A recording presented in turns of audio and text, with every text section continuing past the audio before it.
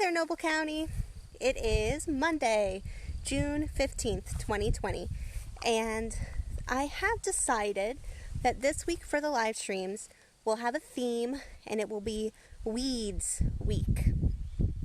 So as I've drove around a little bit here and there and observed some things, you can really tell that weeds are becoming prevalent right now.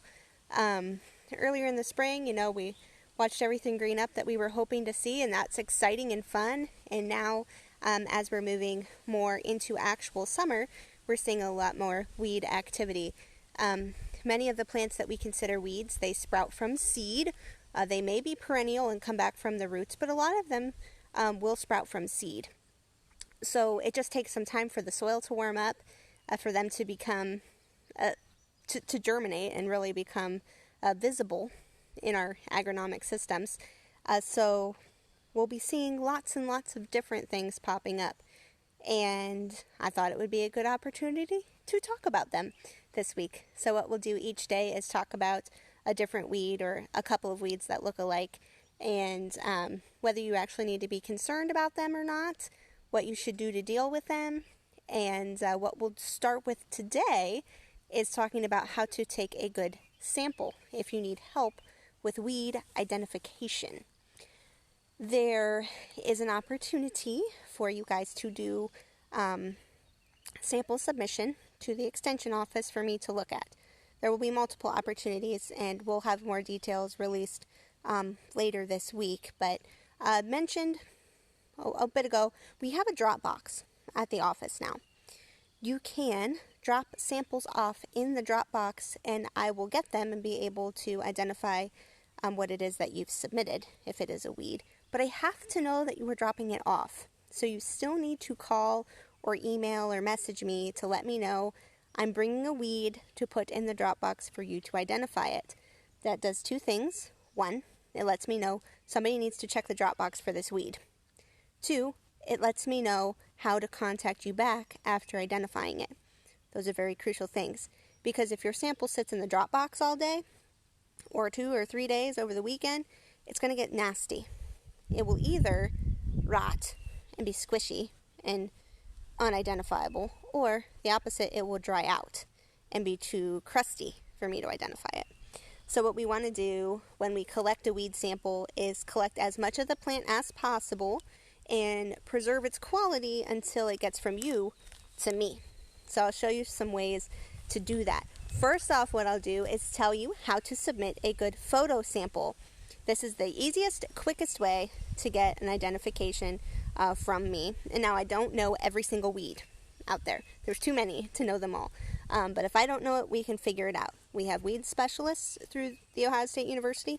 Yes, we have those that do hemp, but we also have those that look at weeds of agronomic crops. And if your agronomic crop is pasture and hay ground, that counts, okay? I'm including you in agronomic crops as the division between home gardening and actual crops for production purposes, okay? So that's the easiest way to get a sample submitted, and the fastest way to get an answer back is to take good pictures and send them to me, either over Facebook Messenger or email. If you already have my cell phone number, you can send them via text message. That's no problem whatsoever, but I'm not going to give my cell phone number out to the entire internet on the live stream. So however you can get those photos to me is excellent. I'll take a look, and let's do an example of, look, this deer fly is biting me through my shirt. I'm sick of those things. Get away from me. Now I'll have to put some Benadryl on that bite. I did not put insect repellent on, so it's only going to be out for a little bit. We will take an example photos of good samples and bad samples. All right, so what I'm going to do right now is flip my camera around. We'll find a weed, and we'll pretend this is the weed we need help identifying. And I will show you its back. There it is. I'll show you what a bad one looks like and what a good one looks like. Let's find one that's easy to show up. And then this will be the same one I'll use for our collected sample example, because it's very big, easy to see, and will work well. Okay. just by glance, does anyone know what this weed is? I'm going to have to really just cut this short because the deer flies. Do you know this? Anybody know what this weed is? You know how tall I am. So here's how tall it is. It's almost as tall as me. This is pokeweed. Pokeweed is poisonous, and my biggest concern with pokeweed is if you have children around, because when it flowers and produces its fruit is a berry that almost looks like grapes. Could also be confused for black raspberries or blackberries, and they're poisonous if consumed. So this is a big target weed of mine if you have young people working or playing in the area. So I do, right? And this can be especially concerning for kids who know that there's some things in the landscape you can eat. So they may get it confused. That's pokeweed, right? With black raspberries, which I have some right here. Okay. Oh, Kim Ray this morning, she sent me a suggestion of something to do in the videos, and I'll just show you quick. And it was the progression of I don't remember if it was a blackberry or black raspberry, but all the way from the bud all the way to a fully ripened berry. And you can see right here, we have berries ripening already. Okay, let's go back to this pokeweed and get this sample done. Okay, so I've got this weed, I don't know what it is, and I want to send a picture in to Christine to get an identification. Good guess, Mom. Ironweed was a good guess. Ironweed is tall and has similar shaped leaves, but this is, of course, much bigger. And so let me flip the camera around. Maybe. Okay. This is a good example of how to start. Christine, I have this weed. Take a picture from far away so that I can get an idea of where is it growing. Chink, click, picture right there. Let's get closer and look more at the plant. Let's look at the leaves. Let's look at the tops of the leaves. Let's look at the bottoms of the leaves. Take a picture here. Click. Take a picture here. Click. Let's take a picture of the stem. How are the leaves growing out of the stem? Click. Take a picture there. Do not take a picture when it's not in focus. If I can't see what the picture is, it does not help at all. Look at the stem. Look at the leaves. Look for things like hairs. If it's smooth versus hairy, that's something that can help us identify. So do you see here in this photo how the trees behind the weed are in focus? The weed itself is not in focus. We need the specimen we want to identify to be in focus. This can be challenging depending on how good your camera is on whatever you're taking, but if you cannot get it in focus, back up until it's in focus. It's a lot easier to zoom in on a picture that's far away than to try to distinguish a blurry picture close up. Now, if your weed has a flower on it already, take a picture of the flower as well. This pokeweed is not flowering yet, but there are other weeds flowering right here. I'm going to be careful not to get into poison ivy. But here's a flowering weed right now. This is honeysuckle. So if it has a flower on it, take a picture of that flower. Let me zoom in here for you. Okay.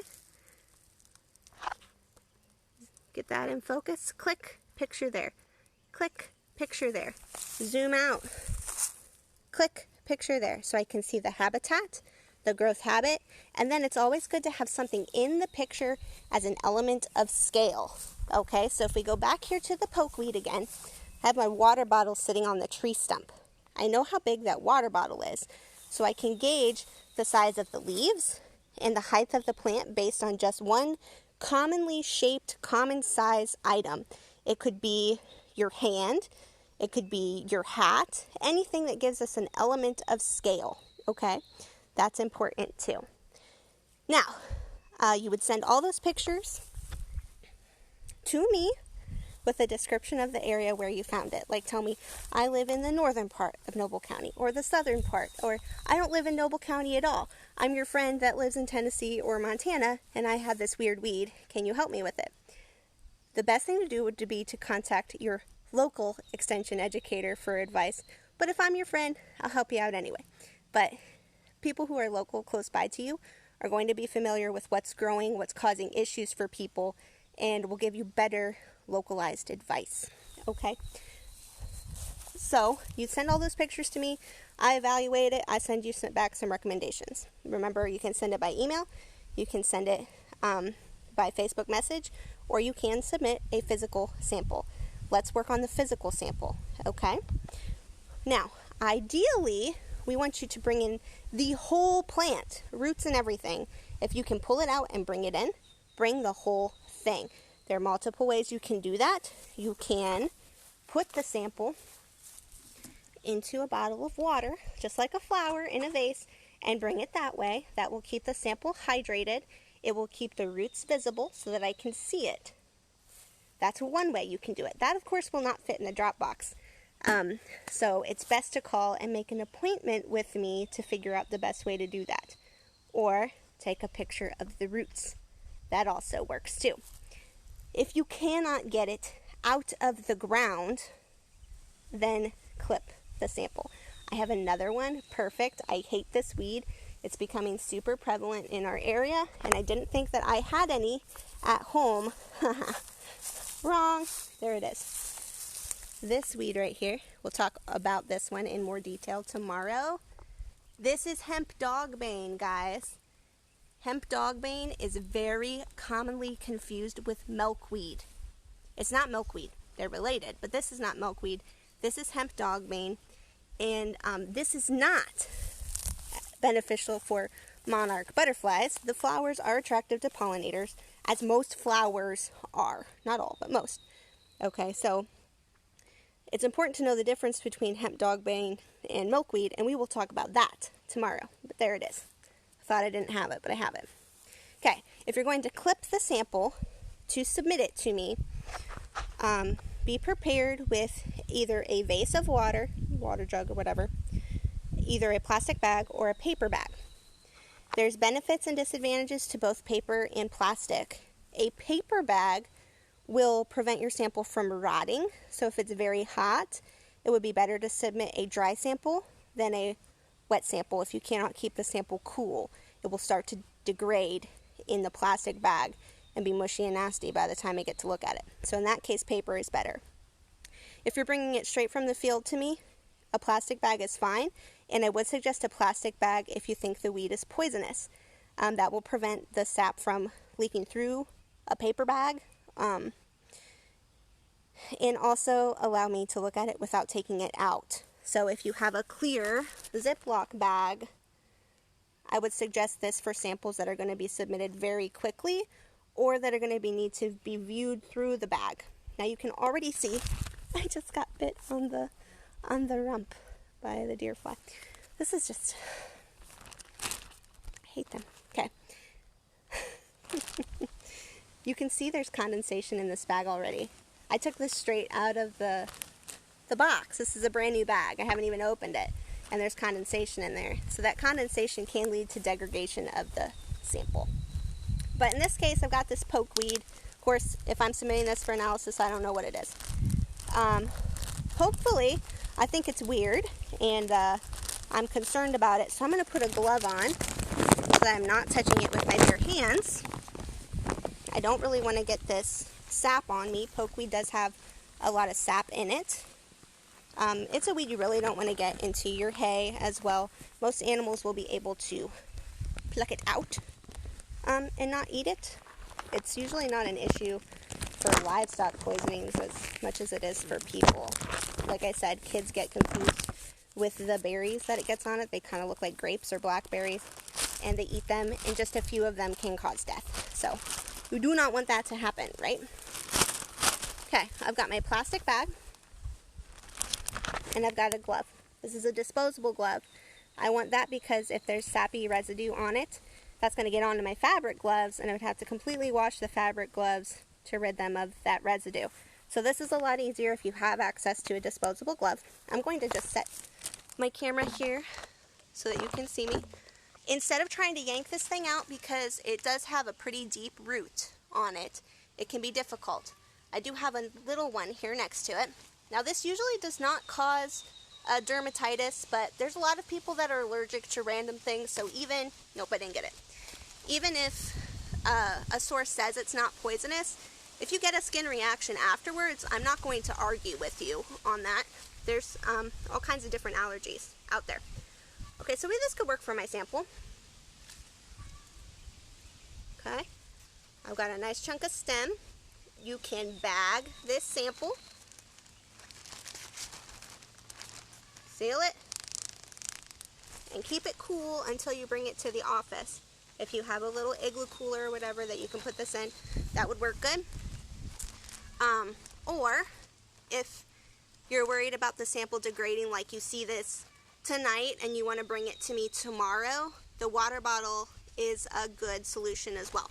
So what I'm going to do with that case is clip to about here so that I can fit it in the water bottle without it falling over. And I'm actually going to use clippers for that. You can break this, but I'm going to use the clippers, okay? I'm going to also unscrew the top of my water bottle and hopefully not lose you guys.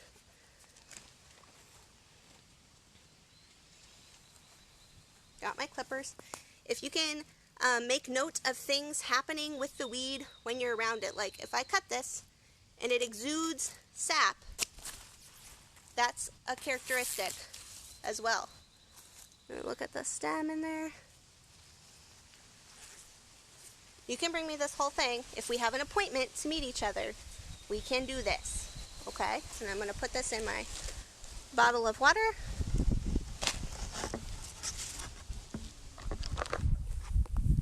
And bring it to the extension office, okay? If you're able to pull the whole plant out by the roots and bring the whole thing, that is great, because the habits of the roots are also identifying characteristics. Sometimes that's the deciding factor between two weeds that we're considering, like, does it have fibrous roots? Does it have a taproot? Does it use stolons or rhizomes to spread? Those are different types of roots. That's all important information. So even if the one you don't bring in, even if you don't bring in the one that you pulled out, tell me about that one. It would be ideal to yank one out, bring the entire plant to the office so that we can observe it. We have to have...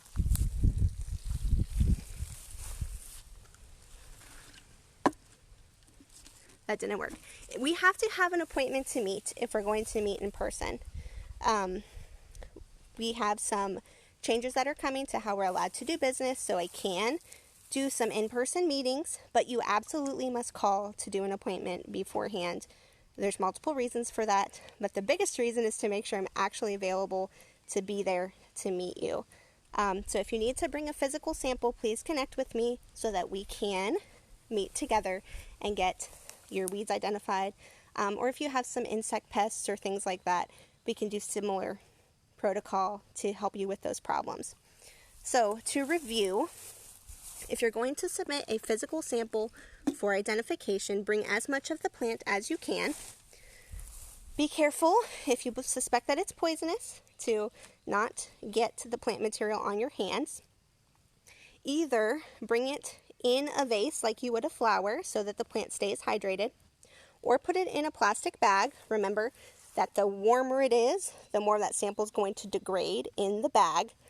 If you cannot keep the sample cool in the time it takes to get it from you to me, use a paper bag instead, because a dried sample is better than a soggy, decomposing sample.